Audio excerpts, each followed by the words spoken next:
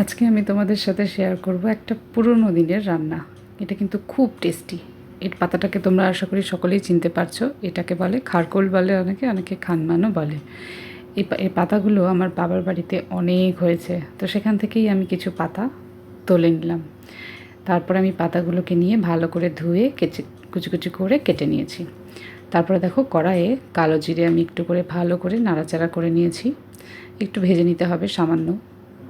তারপরে কালো জিরেটা ভেজে নিয়ে নামিয়ে নিয়ে তারপরে এর মধ্যে দিতে হবে একটু রসুন, একটু কাঁচা লঙ্কা। রসুন কাঁচা লঙ্কাটাও ভালো করে ভেজে নিতে হবে। একটু যখন পোড়া পোড়া হয়ে যাবে রসুনটা, কাঁচা লঙ্কাগুলো, সেই অবস্থায় নামিয়ে নিতে হবে। তারপর কড়াইয়ে একটু তেল দিয়ে যে খারকোল বা খানমান যে যেটা বলো সেই পাতাটা দিয়ে ভালো করে ভাজা ভাজা করে নিতে হবে। সামান্য একটু নুন দিয়ে দেবে টেস্টের জন্য।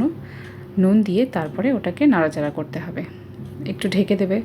ঢেকে দেওয়ার পর দেখবে কিছুটা জল বেরিয়ে আসবে।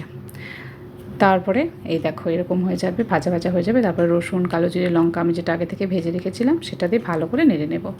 নেড়ে নেওয়ার পরে এটা তোমরা মিক্সিতেও পেস্ট করতে পারো, কিন্তু যদি পাটায় বাটো তাহলে খুব অসম্ভব সুন্দর টেস্ট হয়। তার জন্য আমি দেখো শিলনোড়াতে বেটে নিয়েছি।